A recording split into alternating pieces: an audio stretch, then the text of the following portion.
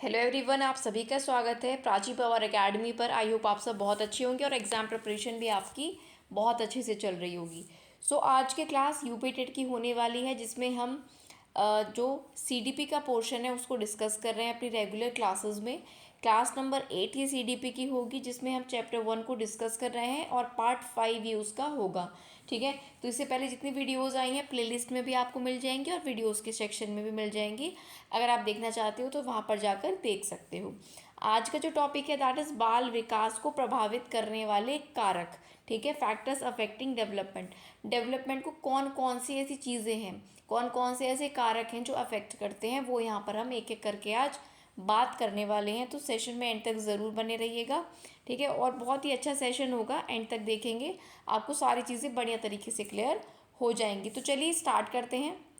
पहला जो पॉइंट है ना, ये हमारा जो चैप्टर 1 है ना आज कंप्लीट हो जाएगा। फिर चैप्टर 2 में हम लर्निंग से शुरू करेंगे। ठीक है, ये तो हमने चाइल्ड डेवलपमेंट देखा इसमें सब कुछ, और नेक्स्ट ईयर जो है हमारा चैप्टर 2 स्टार्ट हो जाएगा लर्निंग, यानी कि सीखना, अधिगम क्या होता है। नेक्स्ट सेशन में हम उसकी बात करेंगे। तो सबसे पहला ये जानते हैं कि बाल विकास को या चाइल्ड डेवलपमेंट को प्रभावित करने वाले कारक का क्या मतलब है।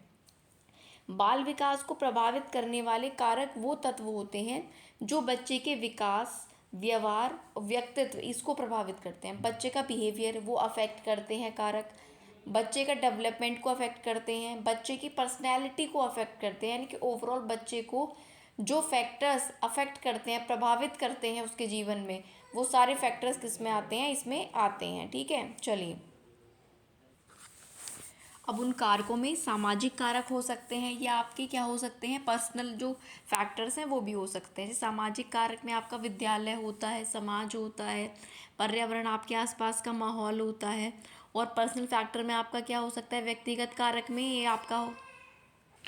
ठीक है, तो जो आपके सामाजिक कारक है उनमें क्या हो, समाज, विद्यालय, पड़ोसी, ये सब आसपास की चीज़ें, यानी कि एनवायरनमेंट आता है। और पर्सनल आपका व्यक्तिगत कारक में जो आपका आनुवांशिकता होती है, जो आपको आनुवांशिक चीज़ें मिली हैं और आपको अफेक्ट करती हैं, वो सब चीज़ें आती हैं। अब एक एक करके बात कर लेते हैं। सबसे पहले बात करते हैं हेरिडिटी, यानी कि वंशानुक्रम के बारे में, जो कि बच्चे के डेवलपमेंट को प्रभावित करने वाला सबसे ज़्यादा इंपॉर्टेंट फैक्टर है। दो देखो सबसे ज़्यादा इंपॉर्टेंट फैक्टर्स हैं, एक आपका हेरिडिटी यानी कि वंशानुक्रम, और दूसरा एनवायरनमेंट। वैसे तो बहुत सारी चीज़ें और लगभग हर चीज़ जो बच्चे के आसपास घटित होती है, जिससे बच्चा कनेक्टेड है, वो उसको प्रभावित करता है, कोई भी चीज़ हो। ठीक है, लेकिन ये दो ज़्यादा इंपॉर्टेंट हैं, जिसमें हेरिडिटी आती है और एनवायरनमेंट आता है। तो heredity refers to the traits pass from parents to children through genes, यानी कि वंशानुक्रम वो प्रक्रिया है जिसमें माता पिता से गुण बच्चों में ट्रांसफ़र होते हैं। सीधी सी बात है, वही क्या होता है, हेरिडिटी होता है। समझ गए।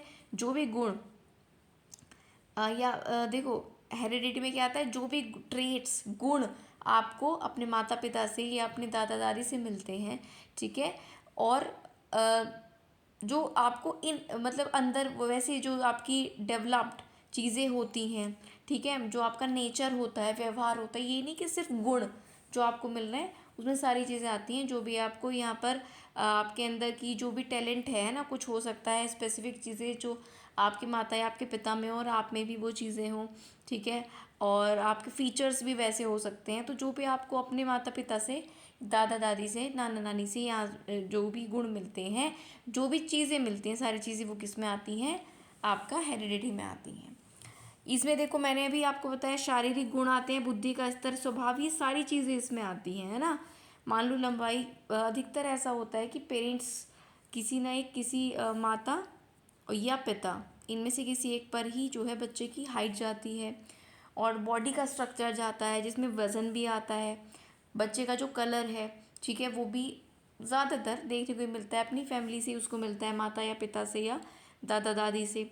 अच्छा, जो आईक्यू लेवल होता है, इंटेलिजेंस लेवल होता है, वो भी कहीं ना कहीं बहुत हद तक कह सकते हैं हम कि जो होता है हेरिडिटी से मिलता है, हेरिडिटी के थ्रू मिलता है, वंशानुक्रम से आता है।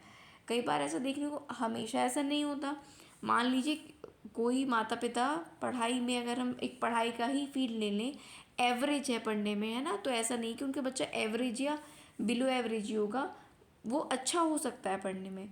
उल्टा भी हो सकता है, कोई माँ बाप बहुत ज़्यादा ब्रिलियंट है, बहुत ज़्यादा सक्सेसफुल भी हैं अपने लाइफ में, तो ज़रूरी नहीं है उनका बच्चा भी ब्रिलियंट हो पढ़ाई में। वो किसी और फील्ड में हो सकता है या नहीं भी हो सकता, उसका इंटरेस्ट कम हो चीज़ों में, ऐसा भी हो सकता है। लेकिन मोस्टली देखने को मिल जाता है कि माँ बाप में से कोई भी अगर किसी सिर्फ मैं पढ़ाई के लेवल की, इंटेलिजेंस लेवल की बात नहीं कर रही हूँ, किसी भी लेवल पर जो जिस चीज़ में माँ या पिता जो बच्चे के हैं वो अच्छे हैं, तो हो सकता है कई बार जो बच्चा है वो भी उसी गुण में जो वह बेहतर हो, अपने माँ बाप पे गया हो।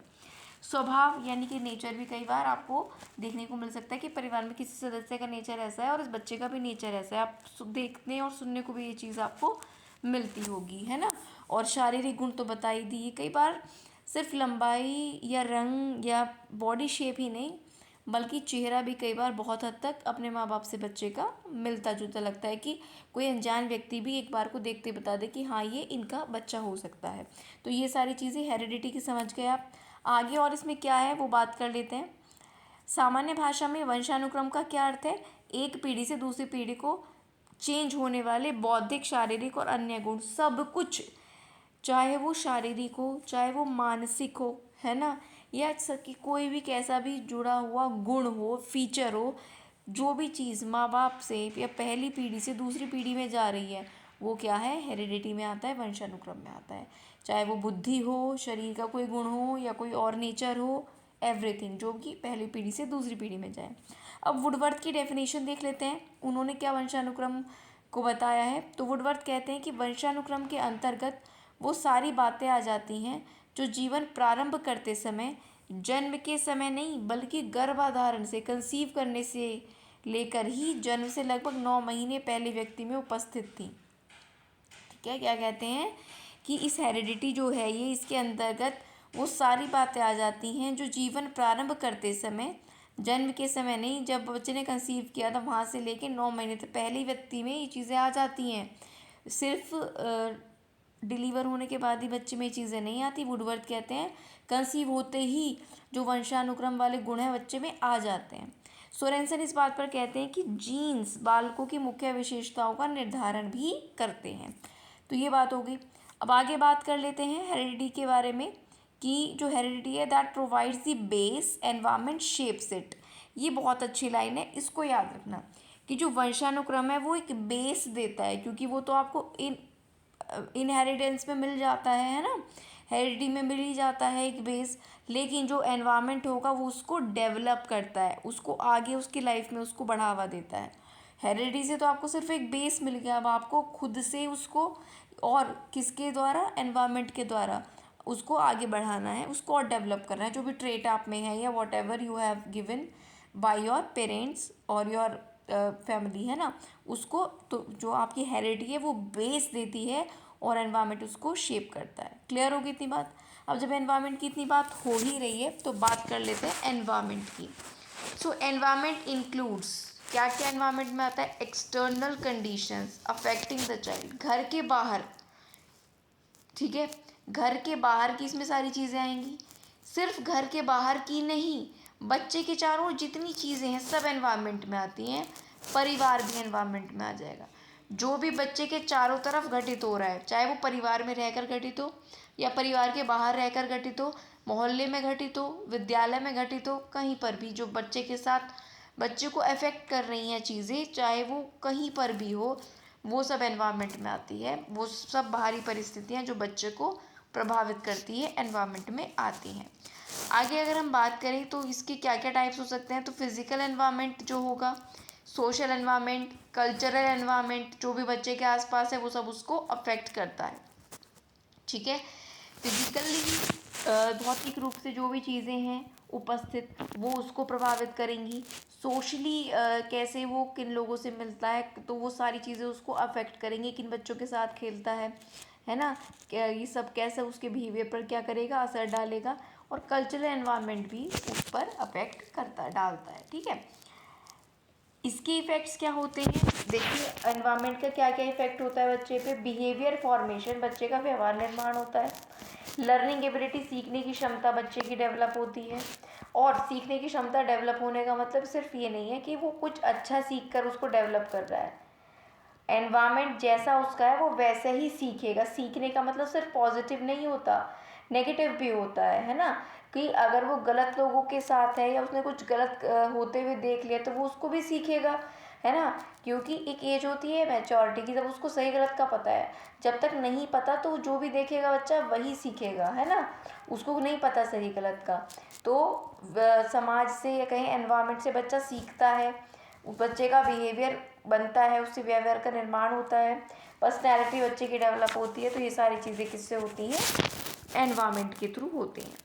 सो व्यक्तित्व के निर्माण में, यानी कि आपकी पर्सनैलिटी को डेवलप करने के लिए बहुत बड़ा महत्वपूर्ण रोल होता है किसका? वातावरण का। यदि किसी बच्चे को एक समुचित वातावरण मिल जाए तो वह बच्चा एक अच्छा और सफल व्यक्ति बन सकता है। ठीक है, समुचित अच्छा वातावरण का मतलब है ओवरऑल सब तरफ से उसको एक मतलब अच्छी शिक्षा मिल रही है। ठीक है, तो बच्चा अच्छा सफल व्यक्ति बन सकता है।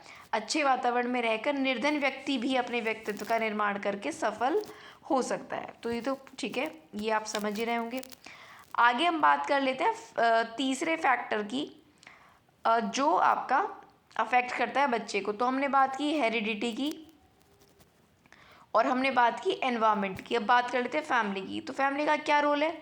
तो सबसे पहले पहला स्कूल, जो फर्स्ट स्कूल ऑफ चाइल्ड होता है वो क्या होता है? परिवार उसका, यानी कि फैमिली होती है। प्रोवाइड लव एंड सिक्योरिटी, परिवार से बच्चे को लव मिलता है, सिक्योरिटी फील होती है। आदतों और मूल्यों का निर्माण बच्चा कहाँ पर करता है? घर पर ही कर लेता है। स्कूल जाने से पहले ये कुछ ऐसी चीज़ें जो बच्चा घर से सीखता है। क्यों? क्योंकि बच्चे का फर्स्ट स्कूल क्या है? घर होता है, परिवार होता है। बच्चे को वहाँ पर लव और सिक्योरिटी मिलती है।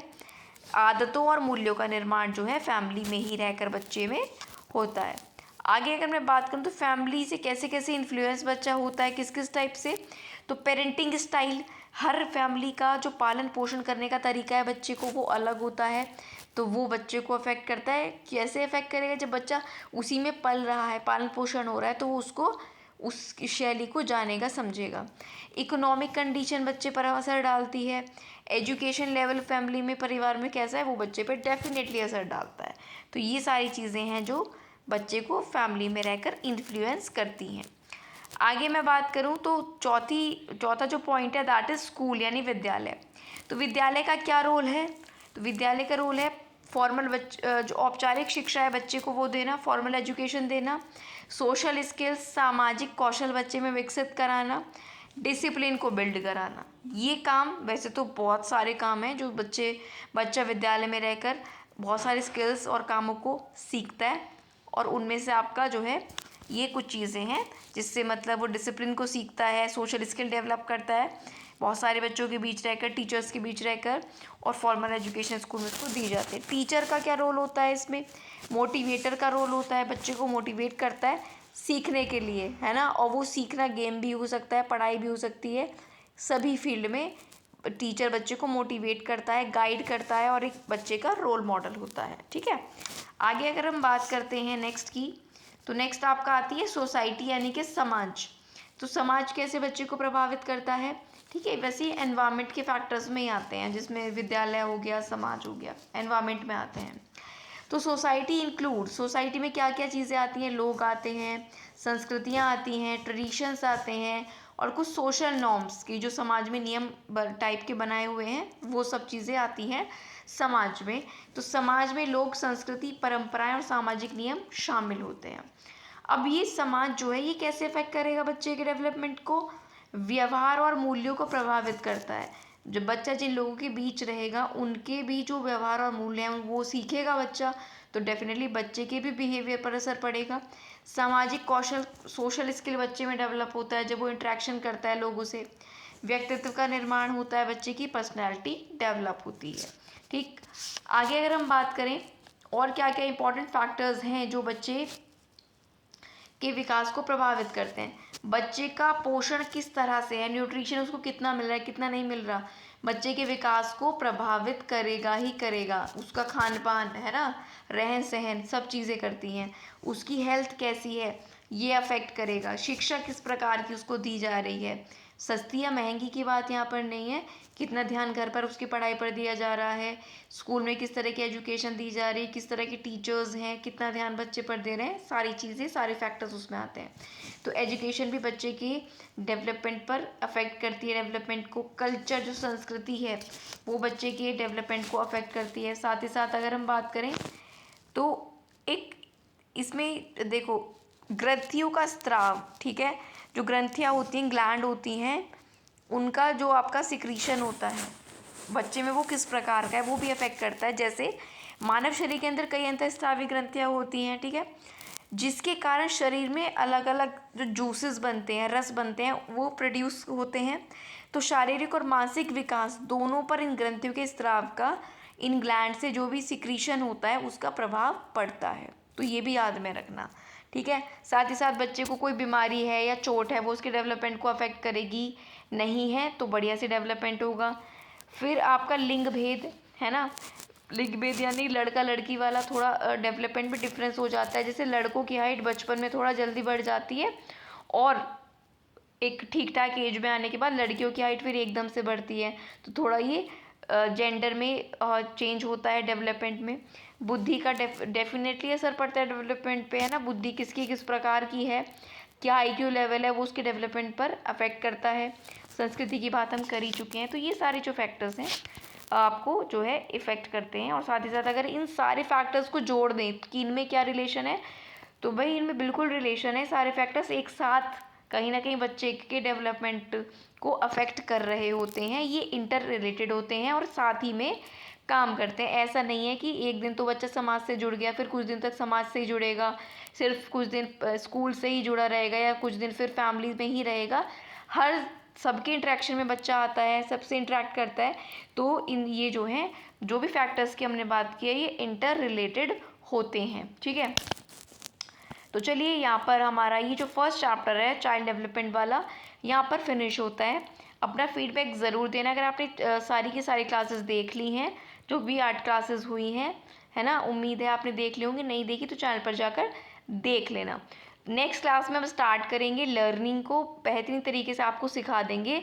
यूपी टेट ही नहीं, सी टेट और कोई भी हो टीचिंग एग्जाम जो मेन एग्जाम आपका होता है, चाहे सुपर टेट हो, KVS, DSSS भी, जहाँ पर भी CDP का पोर्शन आता है, यहाँ से हम इतनी अच्छी तरीके से आपकी CDP की प्रिपरेशन करा देंगे कि आगे के एग्ज़ाम तक आपको कोई भी प्रॉब्लम नहीं होने वाली। और एक हम PYQ का टेस्ट भी रखते हैं, है ना, मॉक टेस्ट रखते हैं। PYQ आपको करा देते हैं किसी और सब्जेक्ट का भी। तो सबकी तैयारी यहाँ पर आपकी इस तरह से होती जाएगी, ठीक है। वीडियो अच्छा लगा है तो सिर्फ आपको लाइक और शेयर करना है और इसी तरह से आगे हमारे साथ तैयारी करनी है। तो सब्सक्राइब करके बेल आइकन ज़रूर प्रेस कर लेना जिससे वीडियो का नोटिफिकेशन आपको मिल जाए। और टेलीग्राम ज्वाइन कर सकते हैं आप exam dates, new vacancies, result सभी के अपडेट्स के लिए। उसका लिंक आपको डिस्क्रिप्शन में मिल जाएगा और हमारे दूसरे चैनल पर भी मिल जाएगा, उसी नाम से आप हमारा टेलीग्राम भी है, सिलेक्शन मेट। सिलेक्शन मेट पर भी आपको टीचिंग एग्ज़ाम्स की प्रिपरेशन कराई जाती है। फ़िलहाल वहाँ पर आपको DSSS के लिए, नेचुरल साइंस के लिए हम जो है प्रिपरेशन करवा रहे हैं, या प्रैक्टिस क्लासेस आप उनको मान सकते हैं। तो अगर आप टीचिंग एग्ज़ाम एस्पिरेंट हो तो दोनों चैनल से जुड़ जाइए, बेहतरीन कंटेंट आपको दिया जाता है। और एक सीधे मैं शब्दों में कहूँ तो सिलेक्शन मेट पर आपको जो है एग्ज़ाम से पहले इतने क्वेश्चंस प्रैक्टिस करा दिए जाते हैं कि एग्ज़ाम में आपको वही क्वेश्चन देखने को मिलते हैं। तो जुड़ जाइए हमारे साथ आज ही, और कमेंट करके एक क्वेश्चन का आंसर देना है कि सिर्फ जो पॉइंट्स है वो लिख देना कि कौन कौन से फैक्टर्स जो हैं अफेक्ट करते हैं बच्चे के डेवलपमेंट को। जो आज हमने पढ़े हैं उनको एक एक पॉइंट्स में, है ना, मतलब आपको एक्सप्लेन नहीं करना, वो पॉइंट्स केवल लिख देना। तो आपका भी रिवीजन हो जाएगा और एक इंट्रैक्शन भी हो जाएगा थ्रू कमेंट बॉक्स। बाकी अगर आपको कोई डाउट है तो कमेंट बॉक्स में लिखकर आप पूछ सकते हैं। मिलेंगे नेक्स्ट वीडियो में, तब तक पढ़ते रहिए। Thank you so much.